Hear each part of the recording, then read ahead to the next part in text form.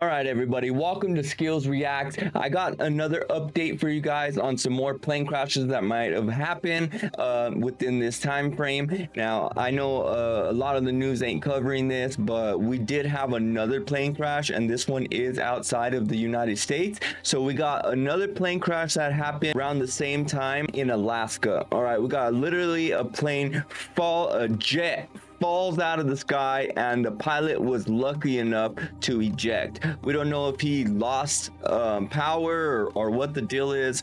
It's all under investigation right now, it seems, but it says right here 129.25 unidentified incident over Alaska.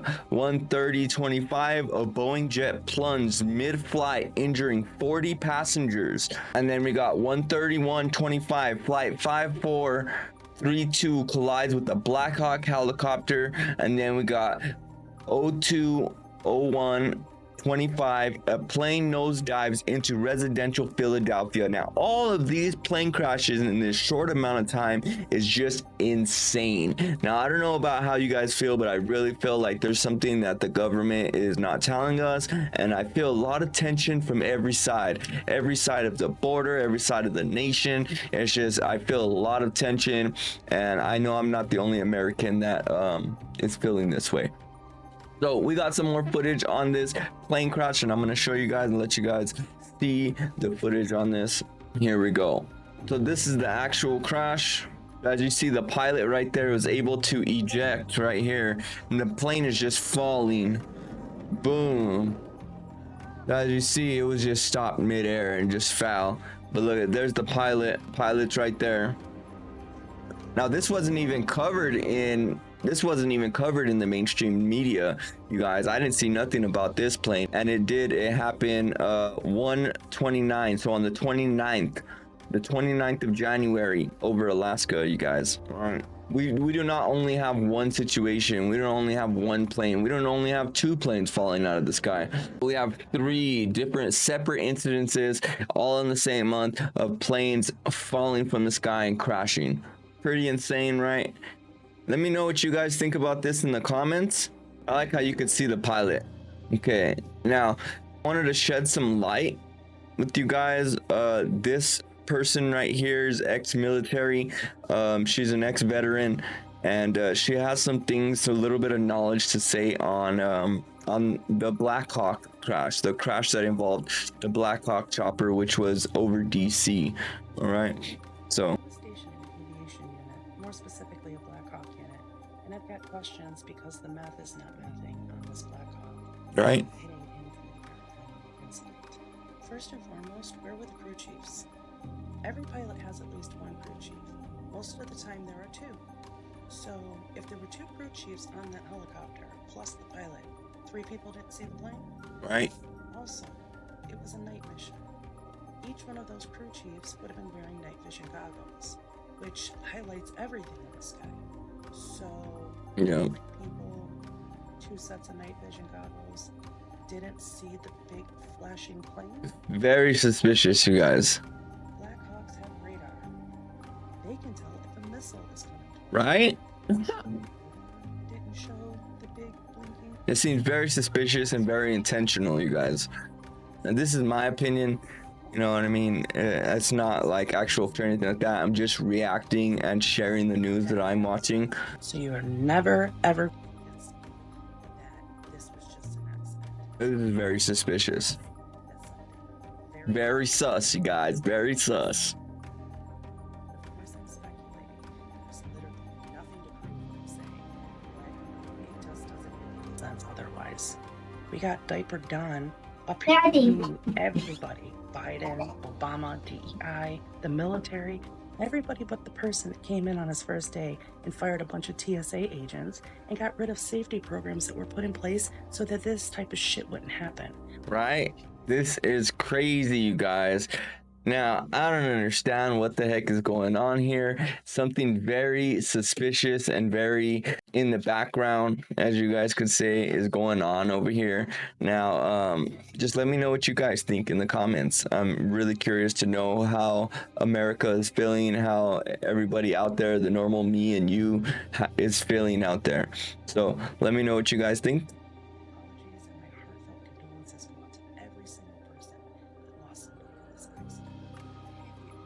Yep, she's right, you guys. She is right. Now let's watch the one in Philadelphia. I'm gonna show you guys the one in Philadelphia. Here we go. So I don't think it fell apart.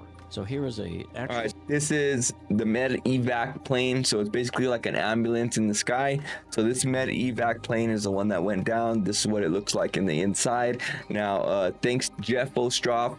He broke it down over here for you guys, and I want to show you guys some of that. Would have looked like inside. So this is the plane where it looked like inside. A picture of inside it. As you guys see, we got, this is where the little girl would have been, the little girl that was in there. And then we got the mother of the little girl would have been right here, and then these two seats right here would have been for the doctors or the EMT, right? EMT. And then the pilot would have been right here, and the co-pilot would have been right here. That's pretty much what he's saying, you guys. But anyway, you would have the 11-year-old patient would be laying here on the stretcher, and then the pilot and the co-pilot would be. I love this. You would have. So look, this is the little girl that was inside that plane that went down in Philly. So, you know, my prayers go out to her family and everybody that was affected during this tragedy. So that is her right there, Valentina. As you guys can see, get another picture of who it was that was inside that plane. Doctor or other paramedic sitting right here. So remember, there was two other people, a doctor and a paramedic. Okay, and then what he says over here is that. And so they took off. This is where the plane took off. 240. Well, it's actually 24. And they were supposed to come down here, and they were given instructions to turn right to 290, which would be about a 50-degree turn, probably something kind of like this. They should have been heading out over this way. And I'll show you the exact chart of the flight in a minute, but they ended up going straight here. So basically, here's the end of your runway right here. And it looks like it's maybe 2 miles at the most here where it crashed, because you can see where it's got all of the blocked out areas here for the roads. And I'll show you precisely where it hit. The Dunkin' Donuts over here, it happened way over here. And it crashed right here on this side. Right there. So it actually. Right in the middle of the suburbs, bro. Runway is over here. So yeah, it kind of looks like it was coming in and curved down this way slightly. As you can see that, look at how public this area is where it actually went down, you guys. This is in our parking lots. This is in our stores, our public store. Like, this went down right in the center of everybody, you guys. Just take in how dangerous and how important it is to understand what's going on around us. It took out the top part of the sign, and I don't think this is the current sign. I think this is an old satellite map from just how. There it is. Look at what it made right there. Boom, there's the explosion. That's the hole in the ground that this explosion made and this impact made. It's just insane, you guys. It is insane. But what really makes me think is why all of these plane crashes and things falling out of the sky and accidents happening all in this short amount of time makes it very suspicious. Very suspicious. It makes it look like it's done intentionally, or if not deliberately, you know. And this is just pure speculation and for entertainment purposes, but this is just my opinion, and everybody has their own opinion. But I would like to know what you guys think in the chat. What do you guys think is going on? What do you think they're trying to keep from us? What do you, let me know. Do you guys feel the tension around us, completely around our whole nation? Let me know in the chat. Well, we heard an engine. For those of you that say, oh, it looked like a missile, and it really did look like a missile, but we do have plane debris that's on the ground from the plane, and we actually know it's proven fact that it was an airplane. Okay, so you guys know on that. At least one. And the jet can fly easily on that one engine and still maintain lift. You know, when you see that coming out of the clouds, there's no plane coming behind it. This is the one in Philly, and this is a dash cam, a ring cam, not a dash cam, a ring cam. So someone's doorbell cam, right? And I think we showed this on the last video, but I wanted to show you guys how much it really does look like a missile. But we can see the plane is still intact. It has its wings, it has everything before the impact. There's nothing apparently falling off of the plane that I can see, so it doesn't even look like it broke up in flight. So it really looks like what you're seeing here is just the normal lights that are on the plane, and they'll bloom up because of the nighttime vision. Now, a lot of people were going all over the internet, leaving comments on numerous videos found on the street in front of the McDonald's, right up the street there from the crash site. You can see the tank looked. We were saying it could have been the oxygen tanks. The neck on it or not. Could have been the oxygen tanks and different things like that that were inside the plane that could have blew up or something like that. But as you guys can see, the oxygen tanks even survived the whole plane crash and explosion. So those things are made really, really tough. And even though it seems like it could be a likely idea, it really is not, because these things are made to sustain, you know what I mean, a lot of stuff. They're really, really, really tough. So I highly doubt that that's probable. It's unknown. So it's certainly. Plus, they found multiple of them still intact. Crash and the subsequent explosion, because there it is, intact on the street in one piece. So this is previously unreleased drone footage that the NTSB shot yesterday on Sunday, on February 2nd. And so oh, look, drone footage. So this is drone footage of it. Look, impact. There is the crater from when the jet nosedived. That's where it hit, right there. If you notice the sign for the that is insane. To the left there, look at the very top of it. It almost looks like, to me, the plane may have just barely clipped that sign. It clipped the sign. It was coming down. Looks like it. Crashed head first and created that crater there. And now they're circling around, and you can get a better view of the sign. So they're standing in that crater. It's, they say 8 feet deep, and at the bottom of it is where they found 8 feet deep crater. I've already started out of the street because I can see that a lot of that is insane. are simply gone. And it looks like the explosion and everything sort of went in the direction of the way it's traveling right now, right up the street. And I believe that vehicle right there may have been the one where the person died in the fire, because maybe they couldn't escape the ball or the flames or anything by then. Some of these other cars here burnt, and you can just see just how much debris is there. Looks like part of a wing there. I'm not sure. Debris everywhere, you guys. That is insane. That is just insane. All right, so I got the last words they heard from the pilot, the last communication that they had with the pilot, right? And let's see exactly what that is here. 3006. So nice day, no wind. So Wilco will comply, means he's going straight to initial. He's acknowledged the clear. Bronco 1 point, contact Allison. Okay, contact Allison. At this point, I think this is the only comm we have. That's it, you guys. It's the last time I heard from him. Bronco 1 is switching to tower, and everything after that, this is approach talking to other aircraft. Bronco 1 flight, contact Allison. So maybe he didn't get an acknowledgement. He didn't hear it. You know, he's like, hey, contact Allison. Or maybe Tower said, hey, are you talking to these guys? Because Tower may have called up, the Tower cab may have called back to approach him and like, hey, we haven't heard from Bronco. You know, you hear anything from him? 27 Heavy, I'm able to bring you in at the moment for an LFE at Eielson. They can get in contact with the pilot. So this is the aircraft that's behind him, tanker or something. And IFE being in-flight emergency, so he's jumped out by now because they said it was around 1 o'clock, which is 03 on the hour. So that's the IFE, is guys ejected. So that's crazy. They're going to hold you for a moment. Yeah, they're going to hold him because they just had a mishap on the field. So that's leading up to the mishap, and right. All right, let's watch it. You can see right here, first thing we even notice, it's in a very unusual. Yeah, it lost power. It's going straight down. Like it completely stopped midair and it's dropping. So if they did the overhead, this was between the initial overhead brake and somewhere inside downwind to the final turn, because, you know, the up. So they come in, initial, brake, get downwind, drop the gear, make the 180, land. But they're in the pattern at this point. Boom! There was nothing they could do. Look at the pilot ejected. Good shoot. These guys are like the tanker maintenance or something. They got the video. Pilot ejected right there. Ejected. But look at that thing. It is out of control. 0 airspeed. It's just doing a vertical. It's going straight down. Completely lost power. Longer video. All right, so here's a 33-second version of this video, starting when they get out of their... A 33-second. All right, let's check it out. So it's probably maintenance for these tankers. which is probably not authorized. You probably shouldn't do that. Right away, you can hear jet noise, but I think that's his wingman out there.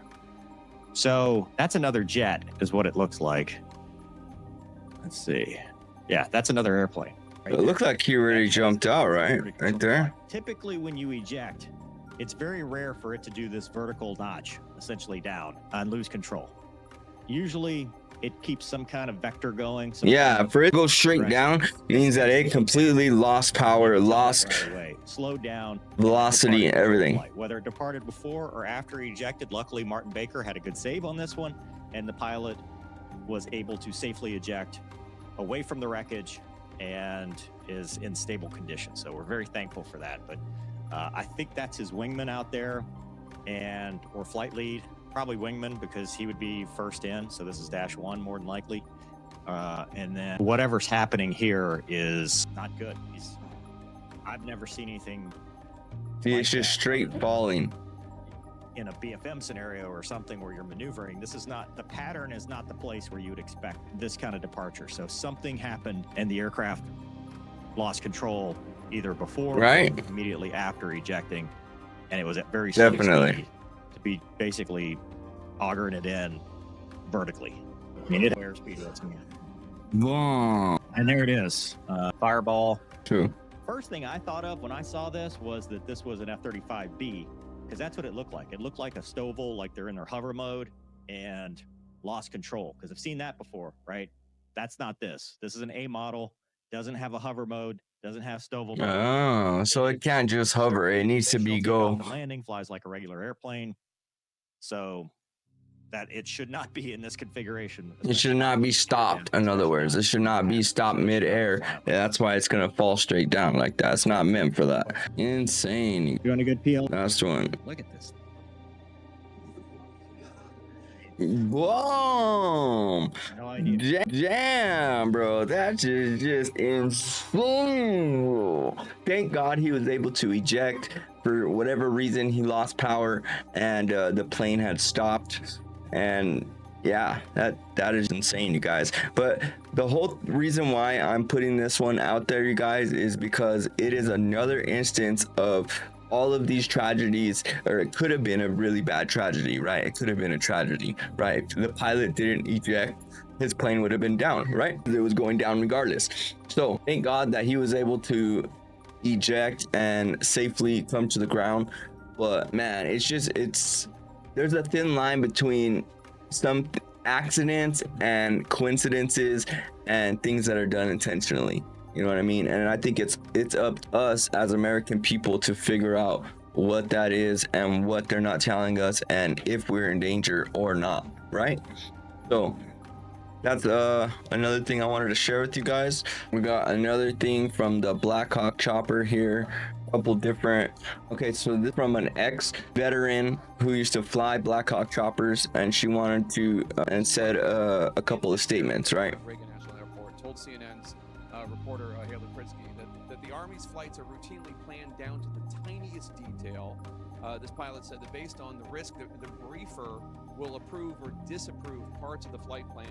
That assessment is then run by. Now, this is for the plane that went down with the Black Hawk chopper over DC. Okay. Of course, is just how could this have happened? Well, I believe there's three things that happened. If it had just been one, it wouldn't have been an issue. But three different things happened. First of all, they only had a crew of 3. And if you're flying a visual flight plan in a crowded airspace like this, they really should have had 2 crew chiefs in the helicopter to clear each side, as the pilot only had visibility from straight ahead 12 to 3 o'clock, or 12 from 9 o'clock to 12 o'clock. So you only have visibility of the front 180 degrees. Your crew chiefs clear the back. If you only have 1 crew chief, how much can you clear? Right. Makes sense. I think that was a major issue. So that's interesting. Go ahead. Keep going. So are you saying instead of a crew of 3, it should have been a crew of 4? How many people should have been on the helicopter? And then please continue with your other 2 points. Yes. So 3 is a minimum crew for Black Hawk helicopter. In my opinion, when you're going into visual flight mode in a crowded airspace like this, it should be a minimum of 4 until you have a pilot on each side for visibility. That's the first one. The second one, Okay. it is whether they were on night vision goggles at that time or not. Well, it was already in the evening. with a lot of lighting. It was already in the evening and the sun was going down, so I'm pretty sure in a Black Hawk chopper they're gonna have night vision goggles to light up anything that might be around the area. Plus they have radar, and they can see if missiles are coming at them. They can see anything around them in a certain radius, you know what I'm saying? So the fact that they didn't see the Learjet or they didn't see the jet is kind of naive. And the lights reflecting on the river, and so with that, it's easy to kind of get a little disoriented as far as the height. They were supposed to be at 200 feet, which is the helicopter routing in that area, and it wouldn't have been a conflict, but they were not at 200 feet. Obviously, the they're flying way too high and in the wrong area. The airliner was descending, so they were at the wrong height. So that's a pilot error. The first would be a policy error or choice, and then the third is or choice. Said, do you have the CRJ in sight? Well, there were two aircraft in their field of view, and actually only one was really obvious to them, and that was if you watch the video, the aircraft taking off in the foreground is probably the one they were facing, the pilots were facing, and said, yeah, I got it. Yeah, but you're gonna have radar showing every single thing near you. 5 o'clock, so they were looking at the rear. If they had done that, the Black Hawk is maneuverable. The Black Hawk could have moved out of the way quickly. They can move on a dime and make that happen. I think if they can move on a dime and they can move real quickly and get away from any type of dangerous collisions or whatever the deal is, then why didn't they move away? Why didn't they stop the chopper? Why didn't they go up? Why didn't they drop altitude? Why didn't they move away from hitting this airplane, move away from this collision? It's like they purposely went into it and just kept going and seen the danger and just kept going and going like if it was a Pacific target. I'm just blown away at this, that this could happen in my country. But let me know what you guys think in the chat. I really appreciate everybody that drops a like and supports the channel. I'm gonna be coming out with the video at least 2 times a week. I'm gonna try to do more, but let's see what happens. I appreciate everybody that is coming along this ride with me. I'm going to be reporting on a lot more different things that happen around our country. All right, including the UFOs, UAP sightings, congressional reasons, things that could be happening within the White House, what Trump's trying to do, different stuff like that I'm going to be covering. So I appreciate everybody that comes, drops a like, and supports the channel. All right, catch you guys on the next one. It's Skills Reacts, and I'll see you guys later. Peace.